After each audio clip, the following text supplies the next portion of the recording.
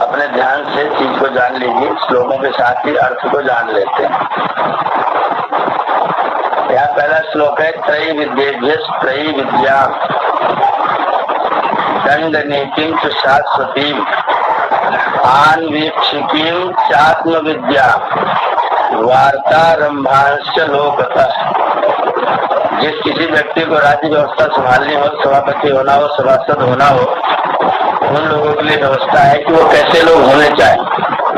तो बताया त्रयी विद्येभ्यः त्रयी विद्या, तीनों विद्याओं को अर्थात ऋग यजु और साम को जानने वाले जो विद्वान लोग हैं, उनसे वो लोग ज्ञान कर्म उपासना इन तीनों विद्याओं को पहले पढ़ें। उसके बाद में फिर जो शाश्वती मतलब हमेशा रहने वाली चिरंतन जो दंड नीति है, किसको कितना कब कहाँ कैसा दंड का विधान करना है, जिसमें किसी के प्रति अन्याय न होने पाए, उस दंड नीति का अध्ययन करना है। आन्वीक्षिकी कहते हैं न्याय विद्या को। न्याय कैसे करना चाहिए, व्यक्ति का निर्णय कैसे किया जाए, उसके फैसले झगड़ों के विवादों के कैसे निपटाए जाएं, उसके लिए उस व्यक्ति को आन्वीक्षिकी अर्थात न्याय दर्शन पढ़ा हुआ होना चाहिए। और फिर कहा आत्म विद्या, वो ईश्वरोपासना योगाभ्यास अपने जीवन में अवश्य सीखा हुआ हो। और फिर कहा वार्तारंभान, वार्तारंभ कहते हैं बातचीत करने का आरंभ करना। जैसे अपन को भारत का सभापति होना है तो मुझे तमिल भी आना चाहिए, बंगला भी आनी चाहिए, पंजाबी भी आनी चाहिए, ये भाषाएं भी आनी चाहिए, क्योंकि जिस तरह के लोगों से मुझे उन भाषाओं को आना चाहिए।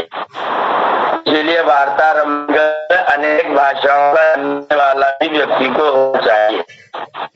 इतनी गया है व्यक्ति की, तीनों विद्या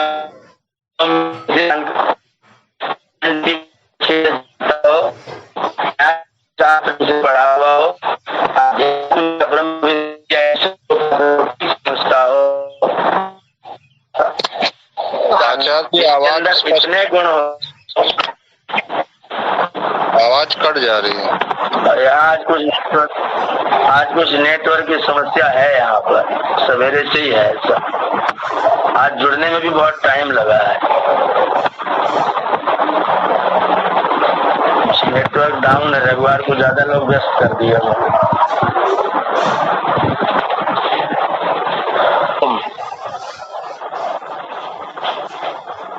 जो लोग संघ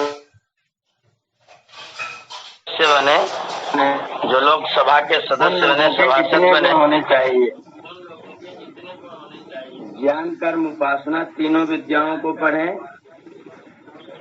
दंड नीति को जाने, न्याय दर्शन पढ़ें, ब्रह्म विद्या को भली भांति अभ्यास करें, योग विद्या को भली भांति अभ्यास करें और अनेक भाषाओं को जानें।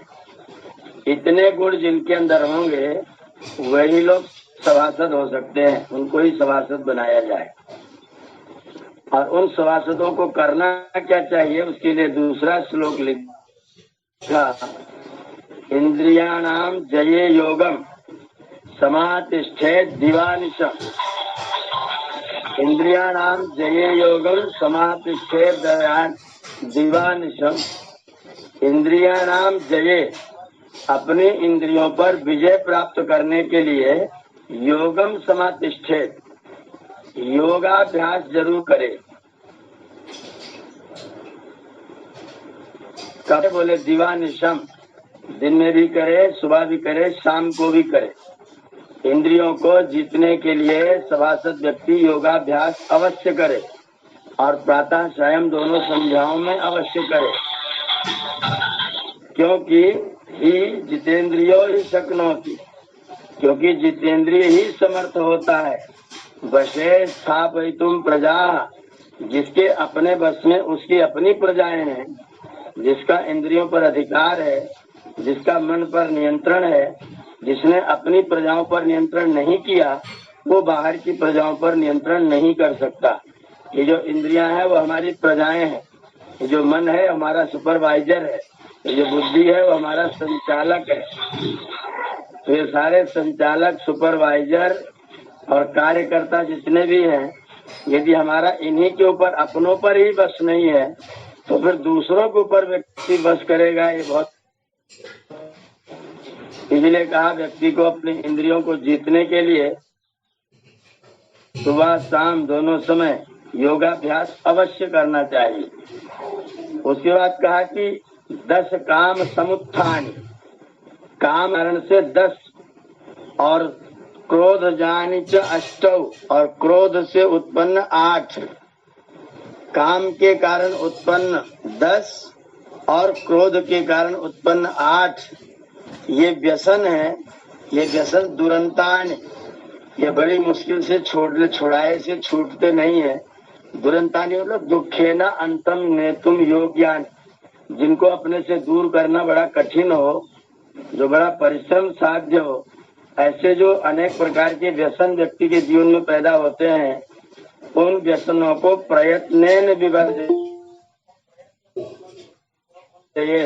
उनको प्रयत्न पूर्वक व्यक्ति को उन व्यसनों को छोड़ देना चाहिए। काम से पैदा हुए 10 और क्रोध से पैदा हुए 8 ये व्यसन है। ये बता रहे हैं, इसकी व्याख्या भी आगे करना।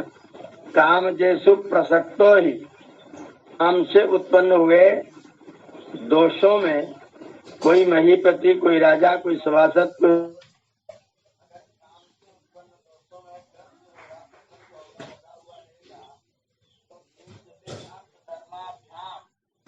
वो अर्थ और धर्म से वियुक्त हो जाता है, उसका धर्म और अर्थ दोनों नष्ट हो जाता है।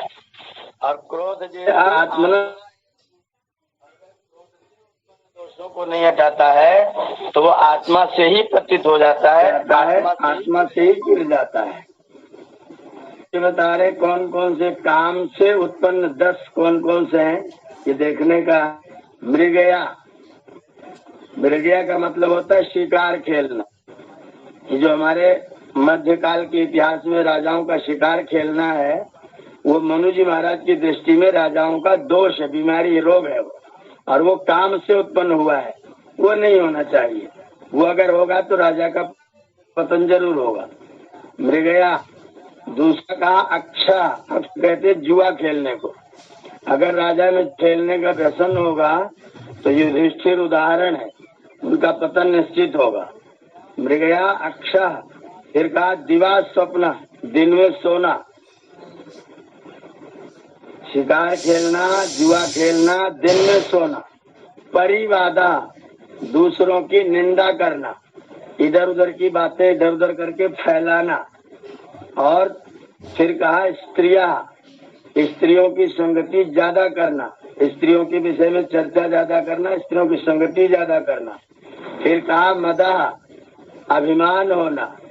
फिर कहा तौर्यत्रिकम, तौर्यत्रिक कहते गाना बजाना, नाचना, इसमें रुचि होना।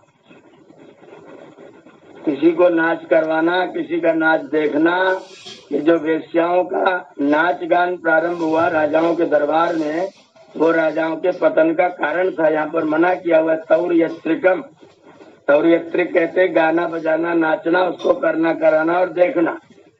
ये तौर्यत्रिक जो है वो काम से उत्पन्न हुआ दोष, उससे व्यक्ति के अंदर काम पैदा होता है, उसको देख देख करके, और उसको देख के उसके काम की तृप्ति होती है, इसलिए व्यक्ति इन चीजों में अपने मन को लगाता है। तो ये भी व्यक्ति के पतन के कारण है। वृथा हत्या, इधर उधर जहाँ पाए वहाँ हत्या माने घूमते रहना, कभी इधर जाना कभी उधर जाना, 10 जगह आते जाते रहना, घूमते टहलते रहना। ये काम से उत्पन्न 10 चीजें हैं। ये 10 दोष काम के कारण से व्यक्ति में पैदा होते हैं।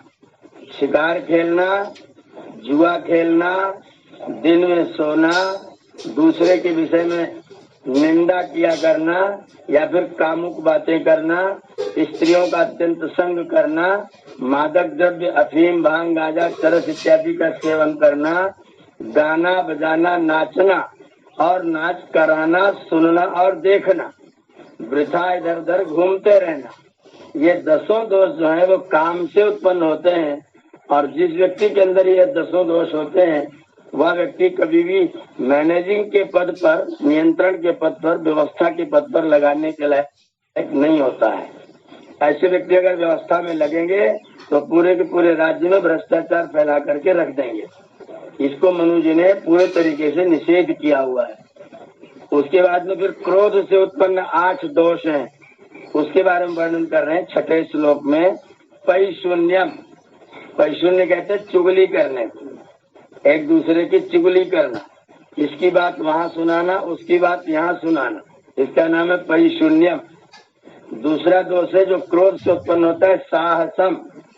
आजकल साहस शब्द का प्रयोग थोड़े अच्छे अर्थों में होने लगा है, लेकिन वास्तव में साहस करते सहसा यस्मिन प्रवर्तते, जिसमें अचानक व्यक्ति बलपूर्वक प्रवृत्त होता है, चाहे जमीन कब्जा करने में, चाहे स्त्रियों के अपहरण में, चाहे झगड़ा क्रोध करने में, हत्या कर देने में, दंड देने में। इसको बोलते हैं साहस करना, बलात्कार करना, किसी भी चीज में जबरदस्ती अपना प्रवेश करा लेना, इसका नाम है साहसम। तीसरा है द्रोह करना। द्रोह करना दूसरे को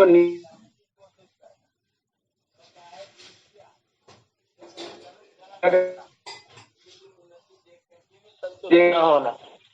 चौथा, पांचवा है असूया। असूया गुण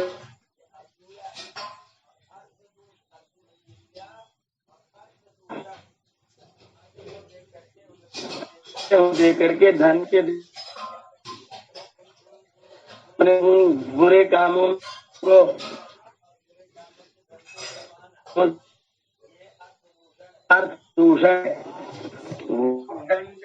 वाक का मतलब होता है वाणी, तो वाणी से बुरे व्यवहार बोलना, कठोर बोलना, ऐसा बोलना कि व्यक्ति को सुनते ही दुख हो जाए, उसको कष्ट होने लग जाए, ये वाग दंडजम। और पारुष्यम, अत्यंत कठोरता का व्यवहार करना, निर्दयता रखना, क्रूरता रखना। ये 8 गुण जो हैं वो क्रोध से उत्पन्न होते हैं व्यक्ति के अंदर।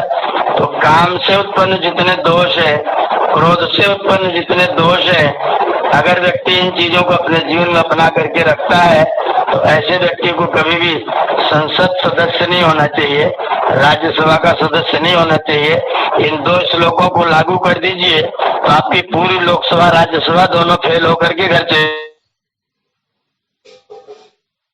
को दूर कर दें तो लोकसभा में शायद ही कोई सदस्य बचेगा जो लोकसभा में बैठने के लायक होगा।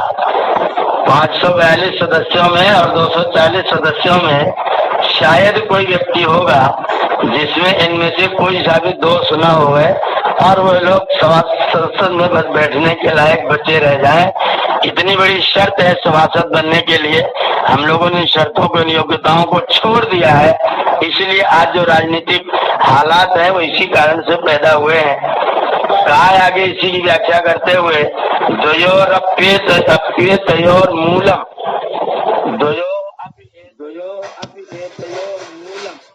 इन दोनों ही कामज और क्रोधज, इन दोनों का ही जो मूल है, यम सर्वे कवयो विदु, जिसको कभी मैंने कविता लिखने वाले नहीं, कवि का मतलब होता है क्रांतदर्शी, जो आगे आगे बढ़ करके दूसरों से कुछ ज्यादा देखता है। इसीलिए उक्ति चली है, जहाँ न पहुँचे रवि वहाँ भी पहुँच जाए कवि। तो जहाँ सूर्य की किरणें तक नहीं पहुँच पाती हैं, उन अंतःस्थल की बातों को भी कवि आगे बढ़ करके देख लेता है। इसलिए जो क्रांतदर्शी है, आगे बढ़ के देखने वाला, उसका नाम कवि है। तो जिसको ऐसे क्रांतदर्शी विद्वान लोग, समझदार लोग इन दोनों ही कामज क्रोधज दोषों का मूल मानते हैं, तम यत्नेन जयेत लोभम, इन दोनों काम और क्रोध का भी जो मूल है, जो कारण है, उसका नाम है लोभ। तम यत्नेन जयेत लोभम, काम और क्रोध का भी मूल जो है वो लोभ है। तज्जा वेता उभौ गणौ, उभौ गणौ, ये जो दोनों गण है ऊपर कहेंगे कामज और क्रोधज, ये दोनों ही गुण लोभ से पैदा होते हैं, इनके मूल में लोभ है। इसलिए कहा गया लोभा पापस्य कारण, लोभ जो है वो पाप का कारण है। जब व्यक्ति के मन में लोभ होता है तभी उसके अंदर काम पैदा होता है, तभी इसके अंदर क्रोध पैदा होता है। और जब काम पैदा होता है तो काम से 10 दोष निकलते हैं, और क्रोध पैदा होता है तो उससे 8 दोष निकलते हैं। इसलिए जो लोभ है, इनका बाप है काम और क्रोध का, उसको यत्न पूर्वक व्यक्ति को जीतने की कोशिश करना चाहिए। एतत् कष्टतमं विद्यात्। हाँ, इसमें कहा 8वां श्लोक है पानम। पानम का मतलब पीना। अब पीना का मतलब सब लोग जानते हैं, पीना किसको कहा जाए, तो ये पीना। दूसरा है अक्षाह, जुआ खेलना। तीसरा है स्त्रियों के साथ संग करना।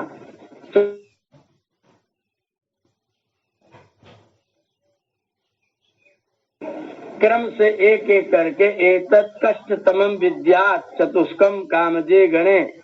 काम से उत्पन्न जो 10 दोष हैं, उनमें से इन 4 को, मदिरापान करना, जुआ खेलना, स्त्री संग करना और शिकार खेलना, ये चारों क्रम से एक एक करके ज्यादा ज्यादा कष्टकारक है।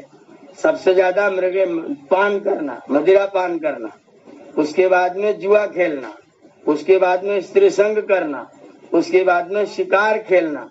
ये चारों जहाँ जहाँ होते हैं वहाँ पर ज्यादा ज्यादा कष्ट होता है।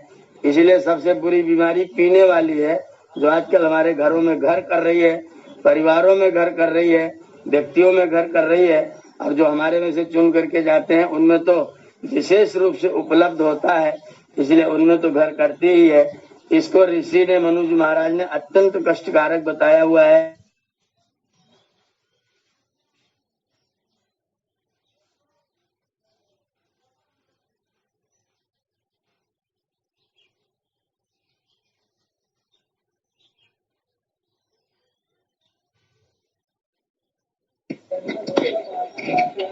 आचार्य आवाज नहीं आ रही।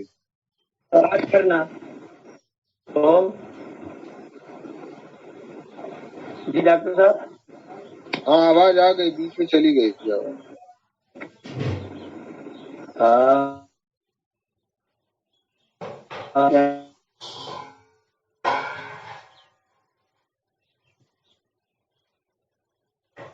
जी अभी भी आवाज स्पष्ट नहीं आ रही है सर।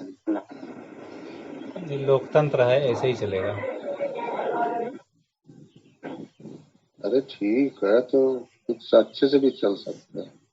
लोकतंत्र जब तक रहेगा ऐसा ही चलेगा।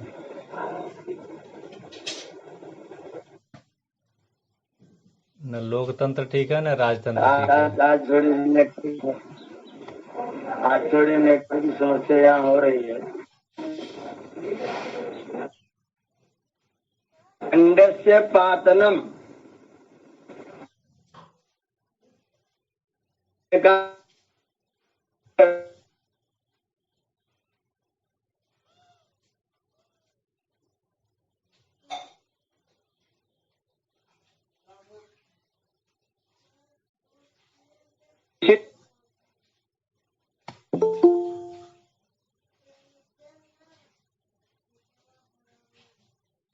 करना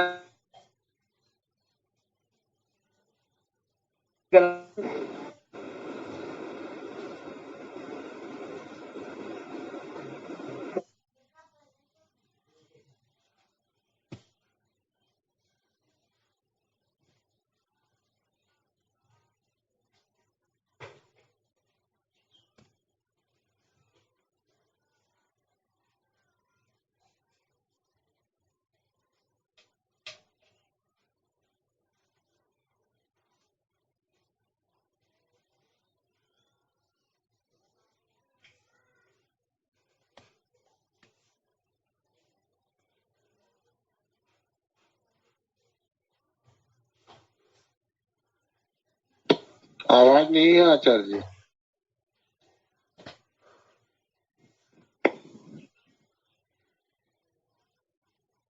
है, नेटवर्क का दिक्कत ही है। कोई बात नहीं, इंतजार ही कर सकते हैं, और क्या करेंगे। पुस्तक सबके पास है ही, साफ साफ लिखा हुआ है यहाँ पर, देखते रहें। जिंदगी दुख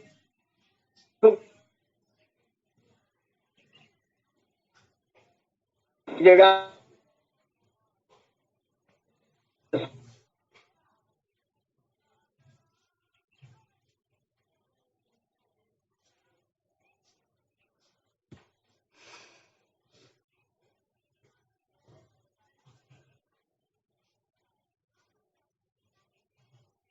आचार्य भी लेफ्ट हो गए हैं।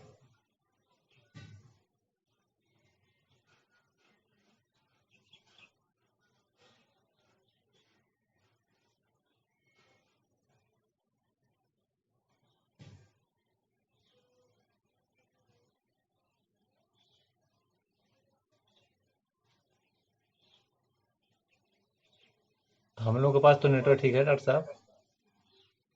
हाँ, हम लोगों का तो ठीक ही है। हम्म।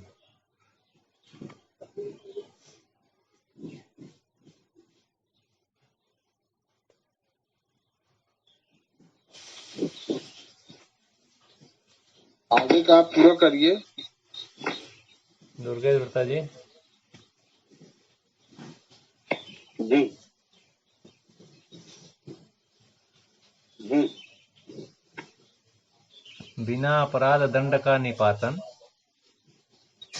कठोर वचन बोलना और धन आदि का अन्याय में खर्च करना, ये 3 क्रोध से उत्पन्न हुए बड़े दोष, दुखदायक दोष हैं।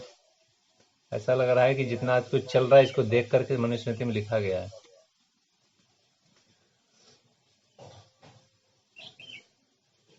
मनुस्मृति में पहले ही लिख दिया गया कि इस तरह होता है, इस तरह ये प्रैक्टिकल चीज है, इस तरह हर समय होगा। उससे बचने का तरीका ढूंढना चाहिए। यानी जो नियम से हटेंगे तो ये सब चीजें लागू हो जाएंगी।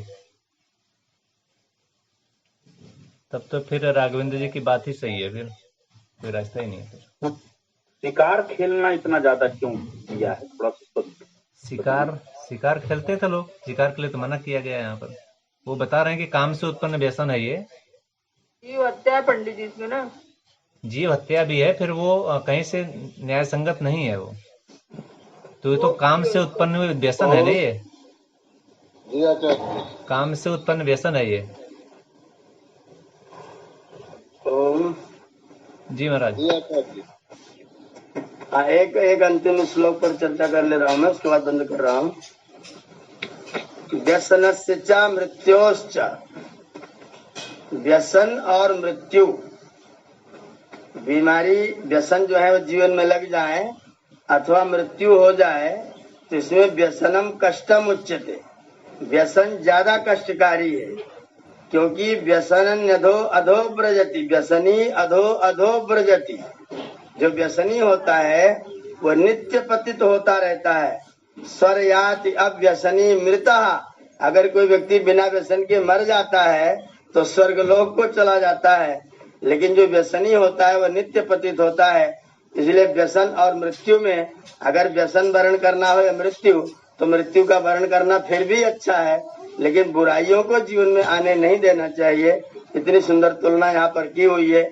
जो व्यक्ति व्यसनी होते हैं, जिनके अंदर व्यसन है, वो लोग अपना पतन करते हैं और अपने समाज का और अपने राष्ट्र का भी पतन करते हैं। इसलिए जिन व्यक्तियों को व्यवस्था संभालनी है, जिनको शासन करना है, जिनको व्यवस्थाएं ठीक करनी है, उन लोगों को किसी प्रकार का कोई व्यसन नहीं होना चाहिए। ये संदेश यहाँ पर मनुज महाराज ने दिया है, जिसको महर्षि ने उद्धृत किया है। मैं यहाँ पर अपनी वाणी को विराम दूंगा। आप लोग जो चर्चा कर रहे हैं वो करें। आज थोड़ा नेटवर्क की समस्या है और मैं हूँ यहाँ पर। आपको कोई सवाल जवाब हो, प्रश्न है तो कर सकते हैं। अभी नेटवर्क सही चल रहा है आपका आचार्य? चलिए, तो कोई प्रश्न हो, कोई जिज्ञासा हो तो कर सकते हैं, आ जाइए। अब ठीक है, अब ठीक है। ओम आचार्य जी। दुर्गेश जी पूछ रहे थे कि शिकार खेलना व्यसन में क्यों ऐसे आ गया? जीते जीते हुए प्राणियों को मारना, इससे बड़ा व्यसन और क्या होगा? और जीते जी प्राणियों को मार देना, उनकी हिंसा करना, उससे खुश हो जाना। राजा लोग तो इसीलिए शौक रखते थे आचार्य जी। हाँ, यही शौक, इसी शौक को तो व्यसन कहते हैं। शौक ही व्यसन है। जी नमस्ते। नमस्ते। कह रहे हैं भगवान राम भी तो हिरण का शिकार खेलने ही गए थे। तो जंगल जंगल भगते भी तो फिरे। जंगल जंगल घूमते भी तो फिरे।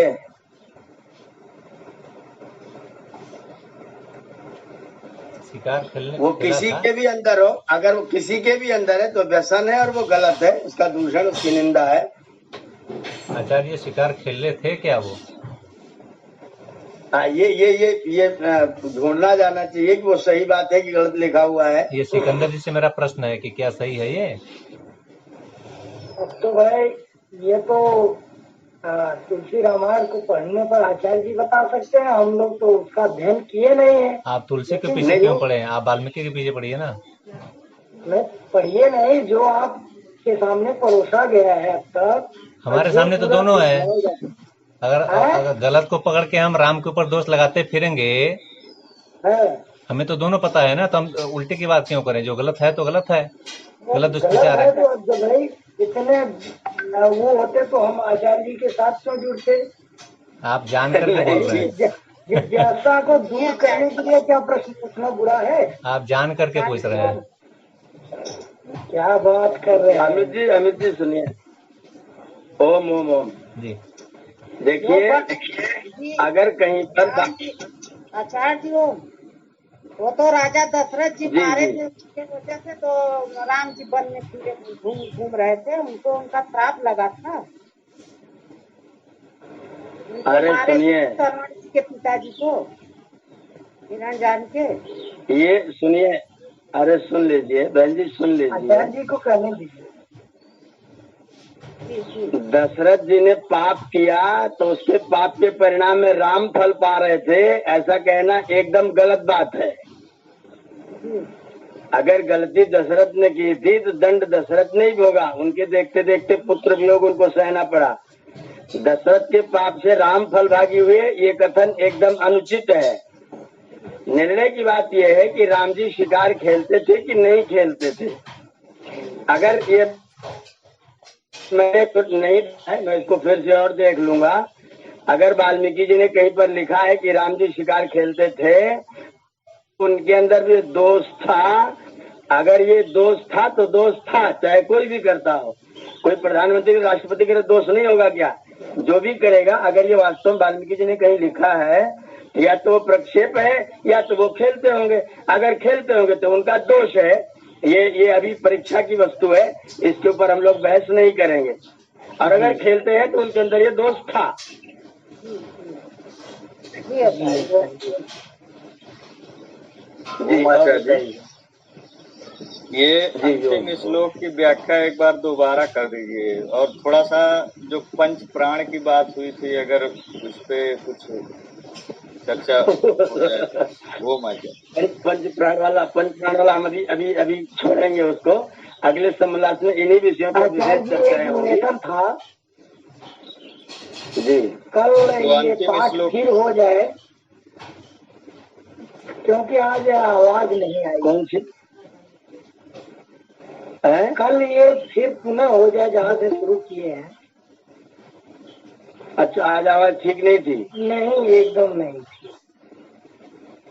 चलिए हम इसको फिर से कल फिर पढ़ लेंगे। कल फिर पढ़ लेंगे, कोई बात नहीं। कल फिर। हाँ, अंतिम श्लोक की बात जो कर रहे थे राघवेंद्र जी, जी वो है व्यसन में और मृत्यु में अगर तुलना करना हो तो व्यसन मृत्यु की अपेक्षा ज्यादा खतरनाक है। इसलिए खतरनाक है क्योंकि व्यसनी अधो अधो नित्यम याति। जो व्यसनी होता है वो नित्य पतित होता है, रोज रोज गिर मरता है। रोज शाम को पीता है, गड्ढे में गिरता है, सवेरे फिर उठता है। जो व्यसनी होता है, और जिसकी मृत्यु होती है तो एक बार मर जाता है, मर के बाद फिर स्वर्गवासी हो जाता है। जैसे कर्म होंगे तदवासी हो जाता है, स्वर्गवासी नरकवासी हो जाता है। लेकिन मृत्यु बाद एक बार छुटकारा पा जाता है। व्यसनी तो रोज पतित होता है, इसलिए मृत्यु की अपेक्षा से व्यसन ज्यादा घातक है। यह है अंतिम श्लोक।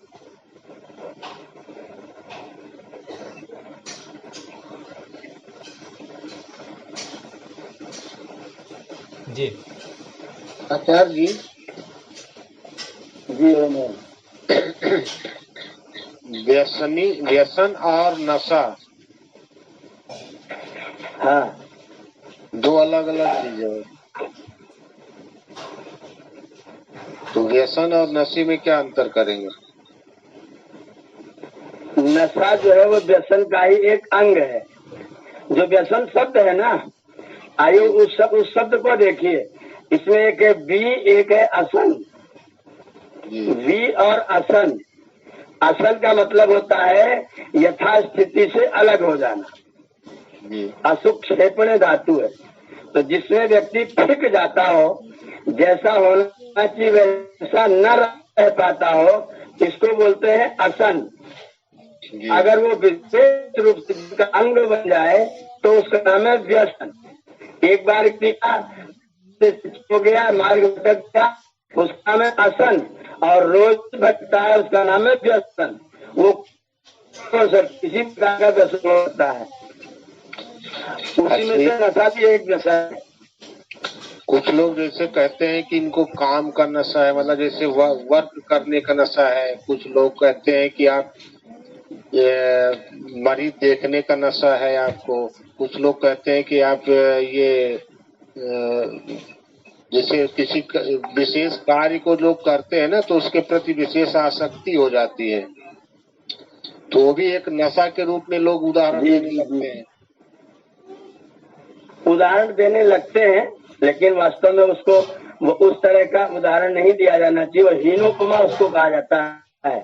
उपमा अलंकार में वो हीन उपमा है। तो हीनोपमा एक शास्त्रीय होता है।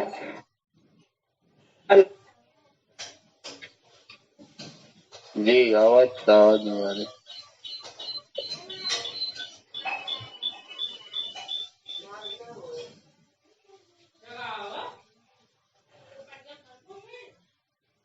व्यसन ये उपमा है।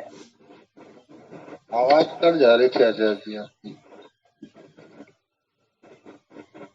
मैं ये कहता कि उसको जो इस तरह की, जैसे मेरी कोई पढ़ने का मुझे नशा है, अब इनको पढ़ने का नशा, इनको तो पढ़ाने का नशा है। ये वास्तव में नशा नहीं है, ये उसमें रुचि है, उसमें उनका स्वभाव है, उनकी आदत है, इनकी पढ़ाने में रुचि है। इस तरह के शब्दों का प्रयोग करना चाहिए। उसको नशा और व्यसन ऐसे शब्दों का प्रयोग नहीं होना चाहिए। अगर ये होता है तो ये शास्त्र की दृष्टि से ये हीन उपमा है, ऐसी उपमाएं नहीं दी जानी चाहिए। आचार्य जी, अभी आपने बताया कि काम से 10 व्यसन पैदा होते हैं, लेकिन हमारी उत्पत्ति जो है हमारी काम से ही होती है, तो हमारी मूल उत्पत्ति काम से होती है, तो हम इसको कैसे छोड़ पाएंगे? बड़े बड़े ऋषि भी इससे पतित हुए हैं काम से ही, क्योंकि मेरा मूल है, वहीं से मेरी उत्पत्ति हुई है। काम जो है ना, काम का मतलब होता है चाह, इच्छा। तो किसी को संतान की इच्छा हुई है तो उसने काम किया है और उसके द्वारा संतान की उत्पत्ति हुई है। लेकिन जो संतान उत्पन्न हुई है वो संतान जब उन्हीं कामों से व्यसन में फंस जाती है। कामना करना, काम होना ये जरूरी है। अगर मेरे अंदर काम ही ना हो तो मैं किसी को क्यों पढ़ाऊं? मेरे अंदर काम ही ना हो तो मैं किसी के साथ क्यों रहूं? समाज की उन्नति के लिए मैं प्रेरणा कहाँ से प्राप्त करूं? ये काम के कारण से ये भी है, लेकिन काम के कारण से ये भी होता है। हर चीज के, हर सिक्के के दो पहलू हैं। एक पहलू सात्विक है, एक पहलू तामसिक है। एक पहलू खराब है, एक पहलू अच्छा है। तो जो अच्छा वाला पहलू है उससे हम संसार को ठीक बनाते हैं। मेरे अंदर काम है इसलिए मैं झाड़ू लगा सुथरा रखता हूँ, धरती पर पेड़ लगाता हूँ, धरती को सुंदर बनाता हूँ, ये भी काम के कारण से ही है। तो उसी काम के कारण से व्यसन भी पैदा होते हैं। तो उन व्यसनों को छोड़ा जाए, बाकी अच्छे वाले संभाले जाए।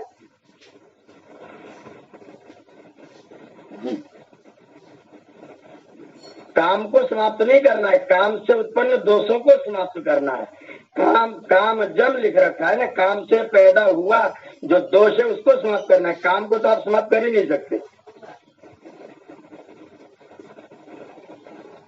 आचार्य जी, दुर्व्यसन और व्यसन में अंतर बता दीजिए।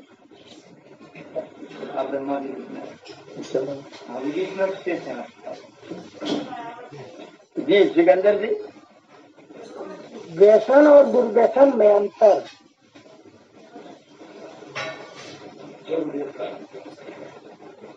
दुर्व्यसन तो उसमें थोड़ा व्यसन में विशेषण लगा दिया गया, दुर्व्यसन बन गया, जो खराब व्यसन है। जो सामान्य व्यसन है, जैसे मुझे काम करने का व्यसन है, मुझे सफाई का व्यसन है, मैं सफाई जहाँ भी देखूं मुझे सफाई करने की इच्छा होगी, ये सुव्यसन है। अब तो जिंदगी करने का भी नहीं है, आरोग्य का व्यसनी वो दुर्व्यसन का दुख हो, वो दुर्व्यसन का सुख सुव्यसन।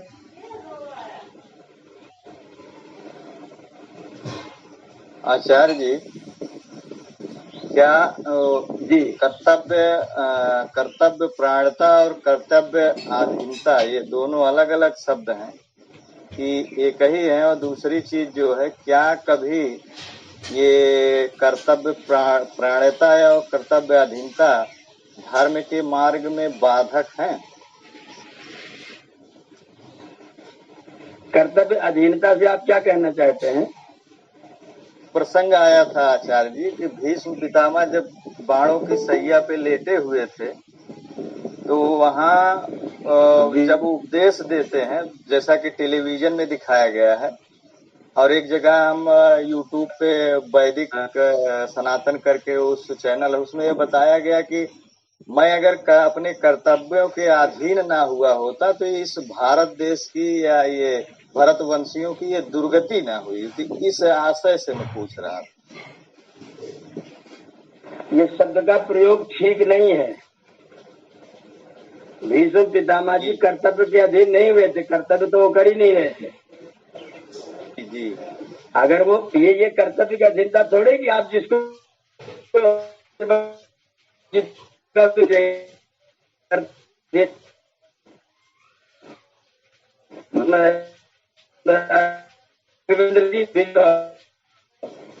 जाऊं और अपना ही बल खड़ा हो, या कल तो ठीक हो, आज तुम मेरे सामने बंदूक लेके खड़े हो। ये कर्तव्य की अधीनता नहीं थी। भीष्म पितामह जी ने जो बिना मतलब की प्रतिज्ञाएं की हुई थी, उन प्रतिज्ञाओं के अधीन हुए थे, कर्तव्यों के अधीन बिल्कुल नहीं हुए थे। वो कर्तव्य अधीनता वाली बात नहीं, जो प्रतिज्ञाओं की अधीनता वाली बात थी। आचार्य जी, अभी जो आया यहाँ पर काम से 10 उत्पन्न जो दोष हैं, तो ये अगर पिता का विवाह हुआ था, ये पैदा हुए थे, तो पिता के दूसरा विवाह करने के लिए निशावचन ही क्यों दिया? ऐसा कैसे चक्रवर्ती सम्राट है कि वो इस उम्र में? मैं वही कह रहा हूँ कि कर्तव्य की अधीनता छोड़ी, प्रतिज्ञा कर ली, कुछ भी कह गए, कुछ कह दी। एक गलती शांतनु ने की तो दूसरी गलती पितामह ने की।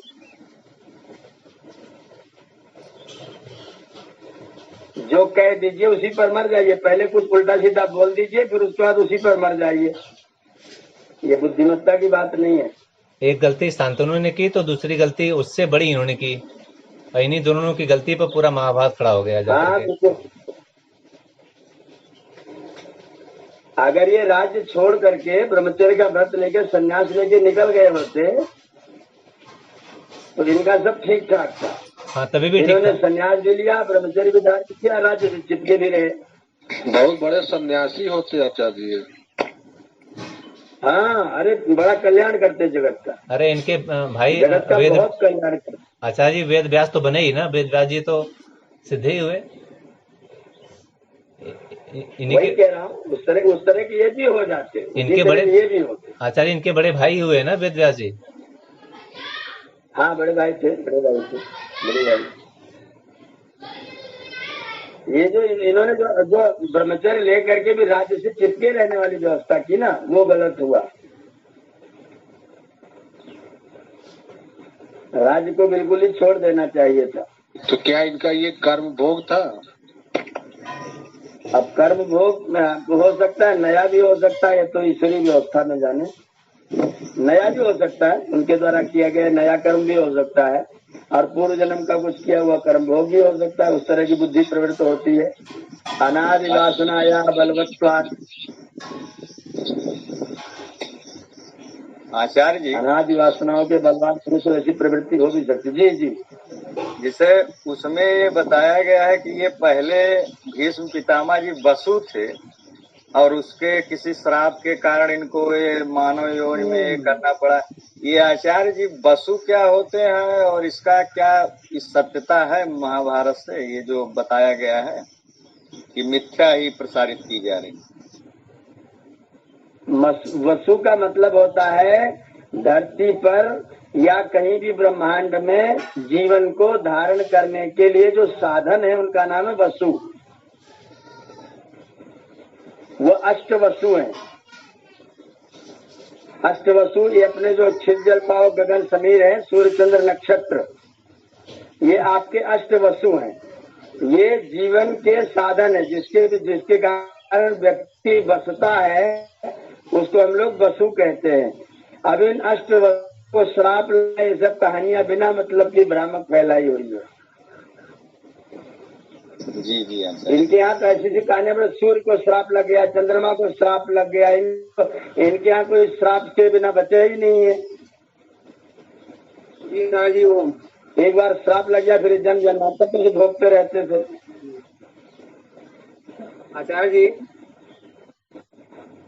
जी ये कह रहे हैं कि क्या जैसे आदमी अपने शरीर, मन और आत्मा की प्रसन्नता के लिए या आनंद प्राप्त करने के लिए सिर्फ योग से भी लोग कहते हैं कि जब योग चरम पे पहुंचता है, जैसे योगी हो जाता है, तो वो परम आनंद की प्राप्ति करता है।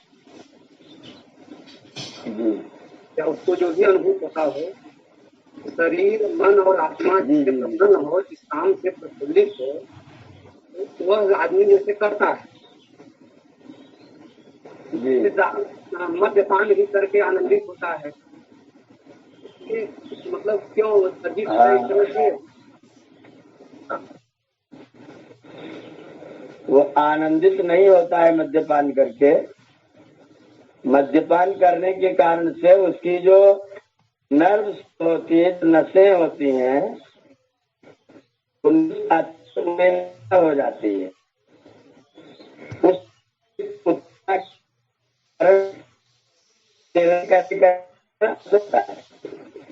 जब वो निश्चय करने में असमर्थ हो जाता है तो इसी को अपना मजा समझ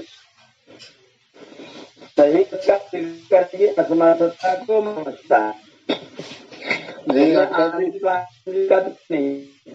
आचार्य जी इसमें लेवल होता है, ऐसा है, उसमें कुछ लेवल होता है।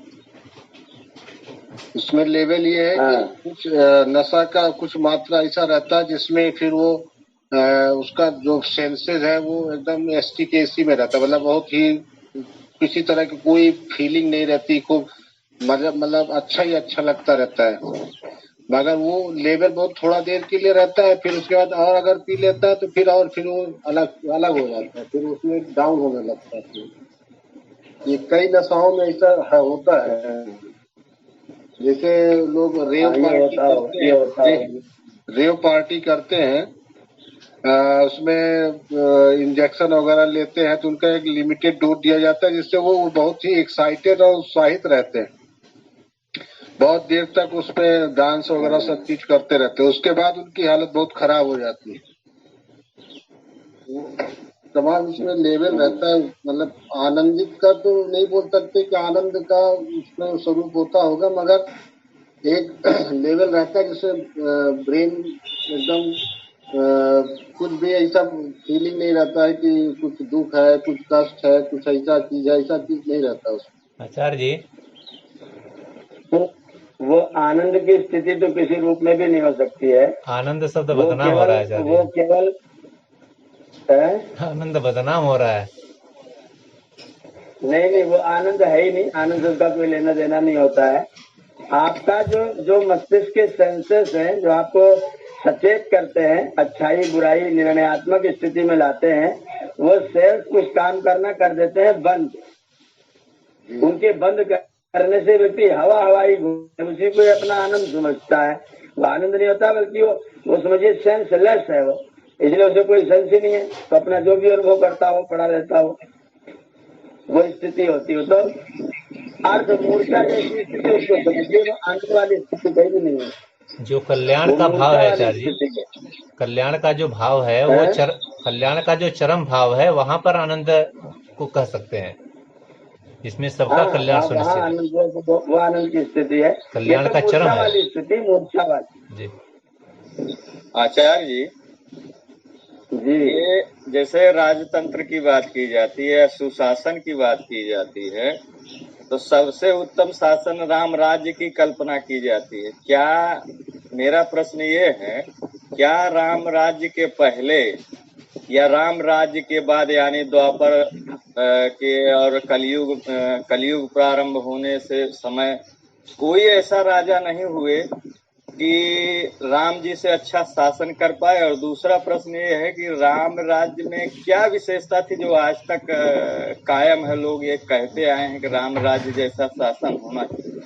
वो जो जिस तरह की प्रथा विषय में है ना, वैसी ही प्रथा हमारे संस्कृत के साहित्य ग्रंथों में सभी राजाओं के विषय में है। आचार्य सभी जी, अच्छे राम राज्य में तो सब लोग आचार्य प्रसिद्ध हो गया। जी जी आचार्य जी, राम के राज्य में सबसे बड़ी विशेषता यह थी कि वो जो किया जाता है कि टैक्स, ये नहीं था। उनका टैक्स कैसा था कि जैसे बरसत हर्षत लोग सब और करशत लगे न कोय, तुलसी प्रजा सुभाग से राम सरिस नृप होए। जैसे बादल हैं, वो बरसते भी हैं और पानी को किस तरह से खींचते हैं कोई नहीं देखता है, फिर वही बरसाते हैं। तो राम के राज्य में राम ऐसे थे, किसी से टैक्स नहीं वसूलते थे। माता जी ये हुआ कि पूरे चारों काल खंडों में, इसका तात्पर्य तो यही हुआ, चारों काल खंडों में भगवान श्री राम के अलावा इस तरीके के राजा नहीं हुए जैसे उनके जैसे। जी उनके जैसे गुण। ये वाल्मीकि रामायण में, आनंद रामायण में भी ये लिखा है। जी बहन जी, बहन कुसुम लता जी, आपसे निवेदन है कि रामचरितमानस को प्रमाण के रूप में कभी न खड़ा किया जाए। रामचरितमानस को प्रमाण के रूप में खड़ा न किया जाए। आचार्य जी, क्या क्या टैक्स के आधार पे ही प्रजा के सुख को जो है निर्धारित किया जा सकता है? और कोई सुख नहीं कहा जा सकता है? इसमें तो और भी बहुत से सुख नहीं, दैविक भौतिक तापा भी नहीं था। हाँ, तो एक चीज का उदाहरण सब अतिशयोक्ति, सब जो इसको प्रमाण के रूप में आप खड़ा करते हैं, जब तक संसार रहेगा राजा जनक क्या है? अरे भाई बात में एक ऐसा है, सुनिए, आप जो एक राघवेंद्र जी ने प्रश्न किया उसका उत्तर आचार्य जी जब दे रहे हैं तो पहली बात तो बीच में कोई क्वेश्चन न पैदा करें। क्वेश्चन करना है तो आंसर के बाद पैदा करें, और वो आंसर दे रहे हैं उसके बीच में अपने क्वेश्चन को फिर से दोबारा कोई बोल दे, ये भी ठीक नहीं है। एक आंसर पूरा हो जाए तब फिर अपना क्वेश्चन रखिए, अपनी बात तब रखिए आप लोग। जी अच्छा, ये वाणी का दोष है ना। देखिए रामचरितमानस को मैंने कितने बार कह दिया कि वो एक काव्य है, उसमें अनेक सारी अतिशयोक्तियां हैं, वो सिद्धांत नहीं है। दैविक भौतिक तापा, जब तक ये संसार है, जब तक आप देह में हैं, तब तक दैहिक ताप कभी भी खत्म नहीं होगा। जब तक आप संसार में हैं तब तक प्राणी आपको कष्ट दे सकते हैं, पूरी तरह से खत्म कभी भी नहीं होगा। दैविक ताप, अतिवृष्टि, अनावृष्टि, कहीं कुछ, ये सब भी आपके यहाँ होता ही रहेगा। ये चीजें किसी के राज्य में थे ही नहीं, ऐसा कहना एकदम अतिशयोक्ति की बातें हैं। और जहाँ रहेगी राजाओं के राज्य का वर्णन, तो लिखा हुआ है रघुवंशम में, महाकवि कालिदास ने दिलीप जी के बारे में, राजा दिलीप के बारे में लिखा है, आदत्ते ही सहस्त्र गुणम उत्सृष्टुम आदत्ते ही रसान रवि। जैसे सूर्य समुद्र से पानी को लेता है, लेकिन खारे पानी को लेकर के ऊपर से 10 गुना करके मीठा करके प्रदान करने के लिए लेता है, उसी तरह से राजा दिलीप जी प्रजा से कर लेते थे, और उस कर को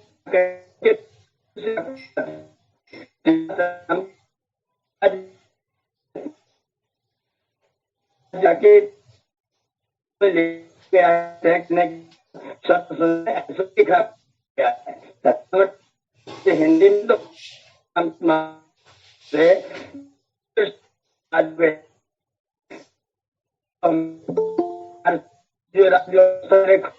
खराब रहा होगा क्या? मुक्ति में आ जाना, केवल पद में पहुंच जाना, ऐसा ना एकदम बुद्धि। आचार्य जी आपकी बात स्पष्ट नहीं हो पा रही, कट जा रही।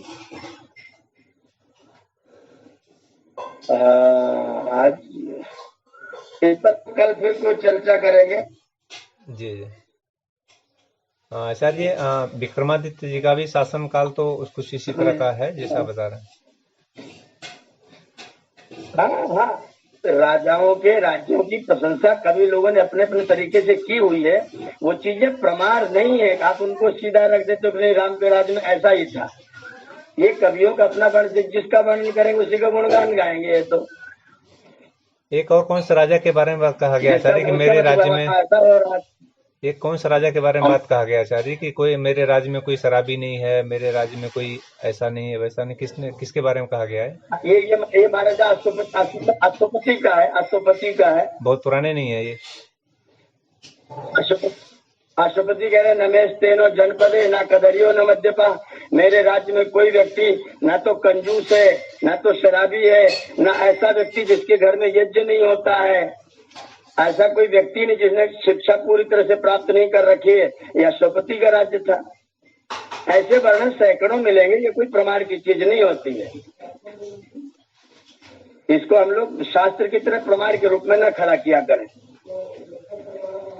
अमित जी जी जी अमित जी जी अमित जी, कुछ भाई इसमें नए भी आए हैं, थोड़ा सा इंट्रोडक्शन करवा दीजिए। हाँ, और दूसरा, यज्ञ के विषय में जो यज्ञ की प्रक्रिया अपने गुरुकुल में चल रही है उसके लिए भी थोड़ा सा जो है कि कुछ बातें रख दीजिए। जी जी आचार्य जी, वो सिकंदर भ्राता जी आप एक मिनट मैं भी पर्चा करवा दूं। हाँ, पर्चा करवा दीजिए, पर्चा करवा दीजिए। आचार्य जी, वो हमारे जौनपुर जनपद से हम लोगों के साथ अध्यापक हैं अजीत यादव जी जुड़े हुए हैं। आप भी जी आपका काफी जौनपुर में आते हैं तो आपका जितना व्याख्यान होता है सब सुनते हैं। अजीत जी है तो थोड़ा एक बार दिखाइए, अपने आप को प्रदर्शित करिए। अजीत जी एक बार वीडियो दिखाइए। हाँ सर जी। हेलो अजीत जी नमस्ते। ठीक है, नमस्ते जी जी जी। ठीक, धन्यवाद। आपका स्वागत है, ग्रुप में आपका स्वागत जी। ठीक है सर जी। और हैं और नहीं और साधना जी एक बार आप भी अपना वीडियो खोल लीजिए। आप चुपचाप से आती हैं और सुन के चली जाती हैं। पांडे जी। अब साधना पांडे जी, नहीं, दूसरी वाली साधना भी आना चाहें तो भी आ जाए, कोई दिक्कत नहीं है। वो तो बगल ही बैठी हैं। साधना पांडे जी, रीवा मध्य प्रदेश से।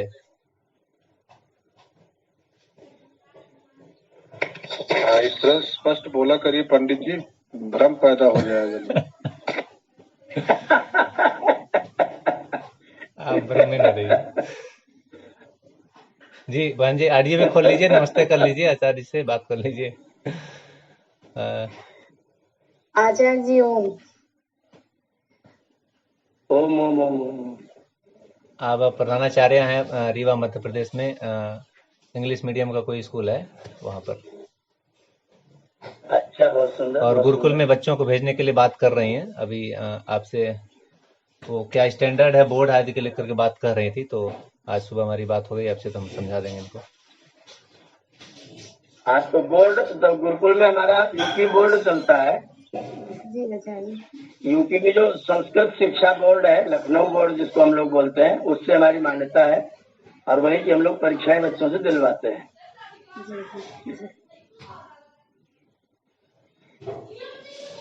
धन्यवाद आचार्य जी। अमित जी, लक्ष्मण प्रसाद जी हैं, उनसे भी दिखवा दीजिए। जी, लक्ष्मण प्रसाद जी। लक्ष्मण प्रसाद जी नमस्ते कर लीजिए, परिचय दे दीजिए। नमस्ते सर। प्रणाम प्रणाम महाराज जी। को दिखाइए अपने को। मैं खलीलाबाद में, कबीर नगर जिले से खलीलाबाद में एक विद्यालय है, गन्ना विकास उच्चतर माध्यमिक विद्यालय, उससे सेवानिवृत्त हूँ और यही पश्चिमी बंजरिया मोहल्ले में रहता हूँ। अच्छा, आप क्या करते हैं? अब इस समय तो एक दुकान है मेरी पुस्तक की, उसी पर बैठता। आचार्य सेवानिवृत्त हो चुके हैं। बीच में ही रहते हैं।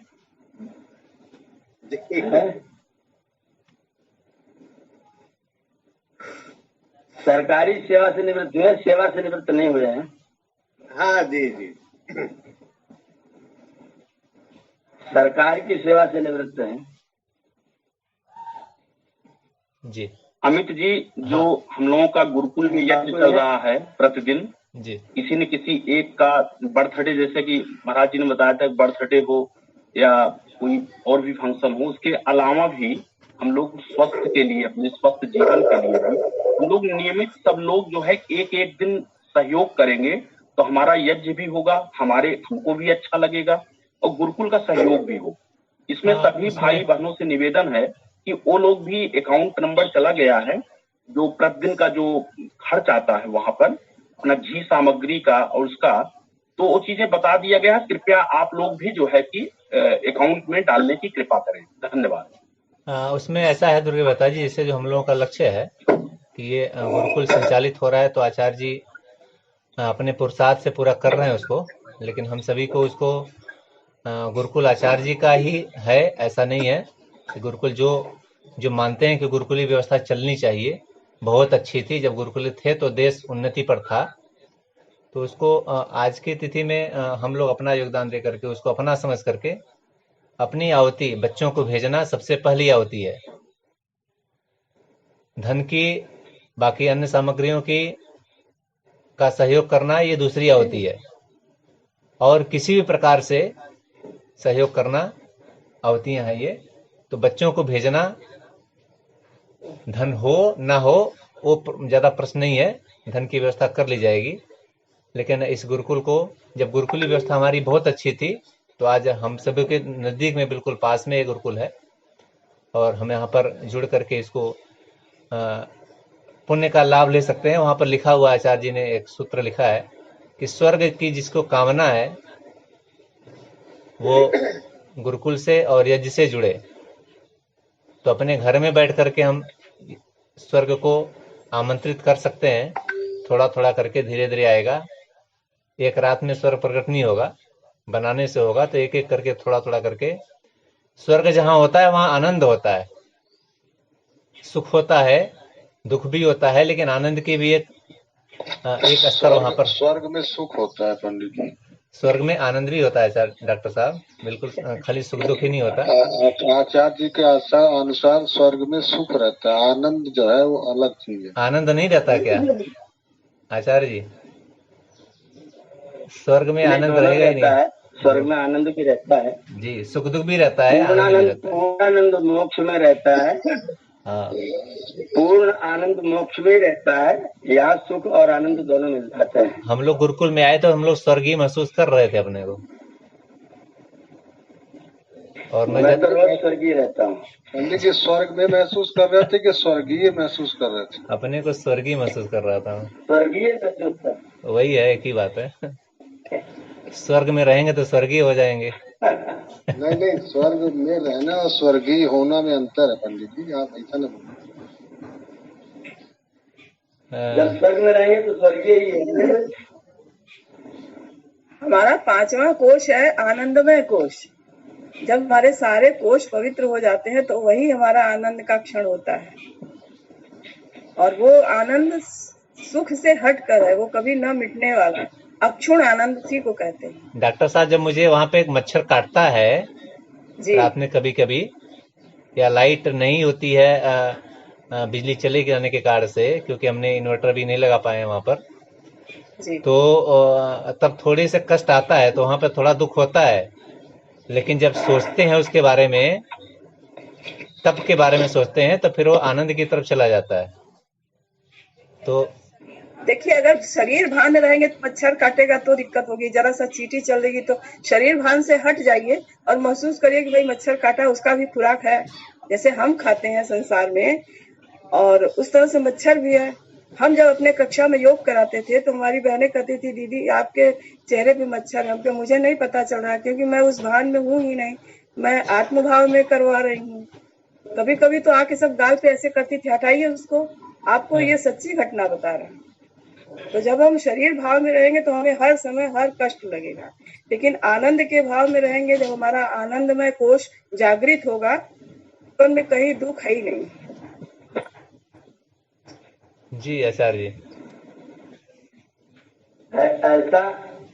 ऐसा सोच करके कहीं फंस मत जाइएगा, नहीं तो जीवन नहीं बचेगा। आचार्य जी, फंसना तो संसार है, जब संसार में है ही नहीं है, जैसे नीर जो काई हो गए, संसार को देखते हुए संसार में नहीं है, संसार हमारे भीतर है, तब हम कभी फंस ही नहीं सकते। और फिर हमको निकालने वाला मेरा परम पिता है ना आचार्य जी, कैसे फंसेंगे?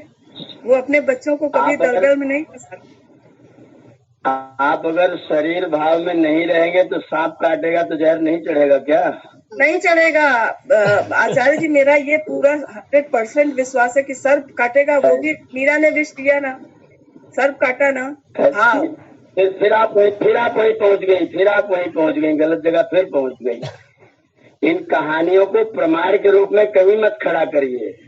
अच्छा ये बताइए आचार्य जी, हम कहानियों को प्रमाण के रूप में खड़ा क्षमा करिएगा, आप ऋषि च्यवन ऋषि थे, उनको जब नाक की मात्रा कुछ पता नहीं था, ध्यानस्थ थे क्या, उनको पहना दिया उन्होंने, कलयुग का जब दिमाग पे सवार था, उनको पता चला कि मेरे गले में सर्प डाला गया है। या च्यवन जो कौन ऋषि थे जिनके मांद बन गई पूरे शरीर में, उनकी आंखें चमक रही थी बिल्कुल। तो ये सब चीजें तो सच में है, अनुभव की जा सकती है जिंदगी में।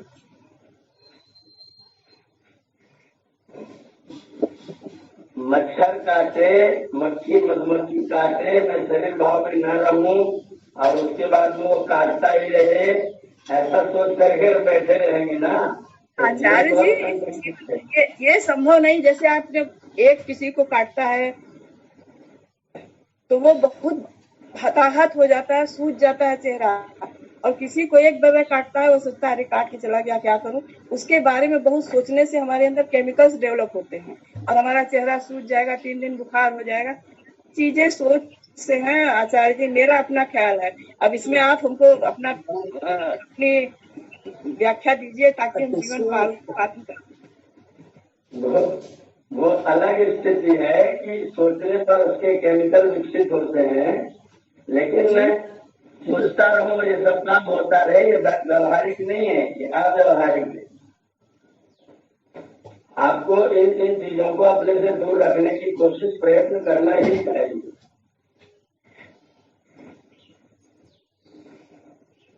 आत्मभाव में रहने से मच्छर नहीं बनेगा, मच्छर का काम अपना काम करता रहेगा, उसको आपको उससे अपने आप को बचाना पड़ेगा।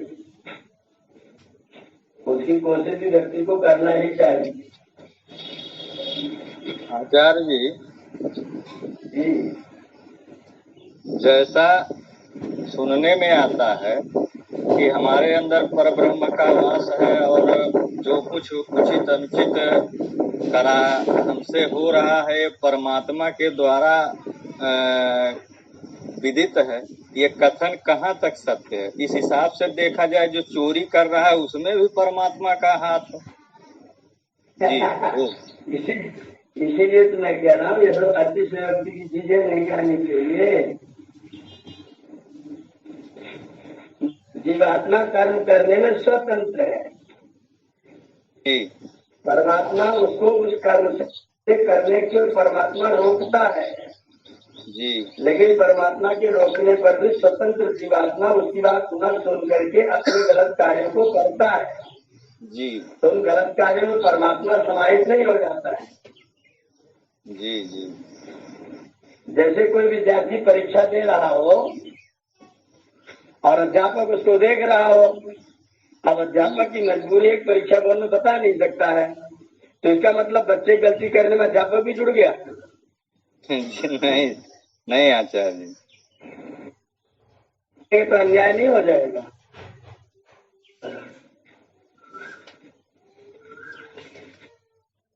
अमित जी समय परमात्मा आपको हमको सबको सचेत करता है। ऋषि ने लिखा, सत्यार्थ प्रकाश नहीं आगे आगे आगे आएगा। सत्यार्थ प्रकाश में आगे आप पढ़ेंगे कि परमात्मा आपके जब भी मन में बुरा भाव पैदा होता है, तुरंत परमात्मा का मना करने वाला आदेश आ जाता है। और जब आपके अंदर अच्छा भाव पैदा होता है तो आनंद उमंग उत्साह पैदा होता है। वही ईश्वर की आज्ञा है। हम उसको नहीं सुनते, जब उसको बेदखल कर देते हैं, उसके बाद फिर कष्ट प्राप्त करते हैं। बाकी प्रश्न कल ले लें, आज बहुत समय हो रहा है। जी जी जी जी जी जी जी, आज रवि का पालन होगा। आज रविवार है डॉक्टर साहब। जी हाँ, आज रविवार है। मेरा अवकाश नहीं है, लेकिन आप लोगों का अवकाश होगा। मेरा तो और ज्यादा तगड़ा है, मेरा तो और टाइम नहीं है। मेरा तो कभी अवकाश नहीं है। सत्र को यहाँ पर समाप्त करना है आज के लिए। यहाँ पर लाइव कार्यक्रम जो चल रहा है ग्रुप में चलेगा, लेकिन मैं देख के बड़ा आश्चर्य में हूँ कि आदरणीय सिकंदर जी और आदरणीय राघवेंद्र जी आज बिल्कुल बदले हुए दिखाई पड़ रहे हैं। कल तो बड़ा तूफान खड़ा किए हुए थे। दोनों लोगों की सींग एकदम फंसी हुई थी, छुड़ाया नहीं छुड़ रहा था। क्षमा प्रार्थी हूँ भ्राता श्री। मेरा जब तूफान का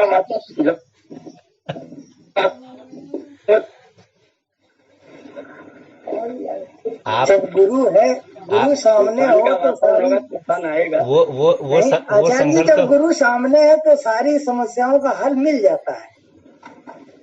बिल्कुल बिल्कुल बिल्कुल, आना चाहिए। मैं स्वागत करता हूँ। हल मिला नहीं है कुछ भी। आप मान रहे हैं कि हल मिला है? हल कहाँ मिला है?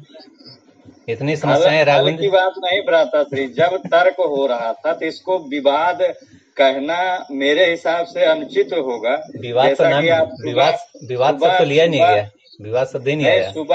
सुबह आपने कहा कि ये ज्ञान के सागर से दोनों लोग मतवाले हो गए, तो मेरा कोई ऐसा प्रसंग नहीं रहता। मेरा उद्देश्य इतना है, जिस हिसाब से सनातन संस्कृति को मानने वाले लोगों के साथ छल किया जा रहा है पिछले 2000 सालों से, ये कब बंद होगा? जब हम जानेंगे ना। जैसे इस संविधान को लेकर के प्रश्न उठा था, तो मेरा जितना ज्ञान था मैंने लोगों के बीच रखने का प्रयत्न किया, क्योंकि सुधार तब आएगा जब हम उसके बारे में सही जानेंगे।